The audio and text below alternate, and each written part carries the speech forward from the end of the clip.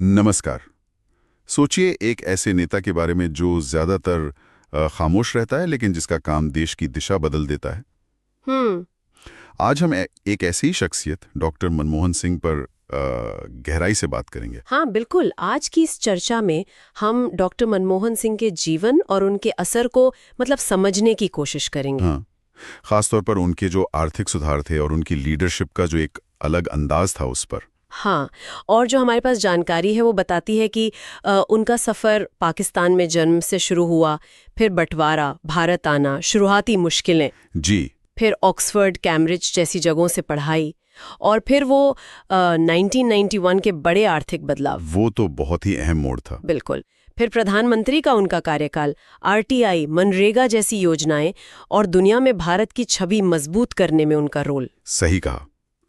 तो इस पूरी बातचीत का मकसद यही है कि कैसे एक, आप कह सकते हैं, शांत और विद्वान व्यक्ति ने भारत की अर्थव्यवस्था और राजनीति पर इतना गहरा असर डाला। तो चलिए शुरू करते हैं उनके शुरुआती दिनों से।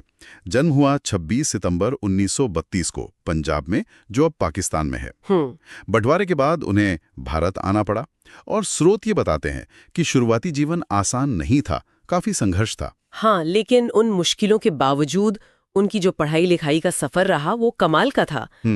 ऑक्सफर्ड और कैम्ब्रिज से अर्थशास्त्र में ऊंची तालीम। जी। वो एक असाधारण विद्वान अर्थशास्त्री बने, जिसने उनके बाद के कामों के लिए एक मजबूत नींव रखी। और फिर आता है वो साल 1991, एक बहुत ही मुश्किल वक्त।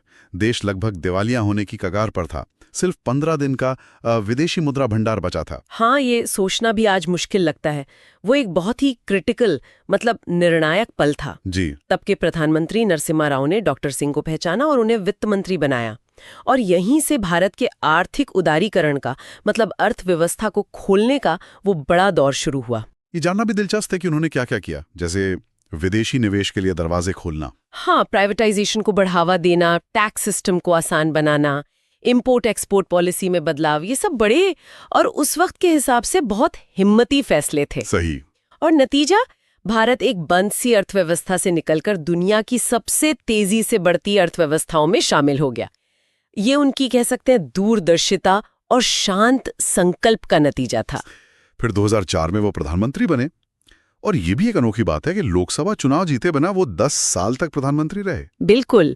और उनके कार्यकाल में भारत की जीडीपी ग्रोथ रेट 8 से 9% तक पहुंची थी, जो कि काफी प्रभावशाली है। हाँ, और इस दौरान आईटी सेक्टर बहुत तेजी से बढ़ा, मध्यम वर्ग का विकास हुआ, विदेशी निवेश भी खूब आया।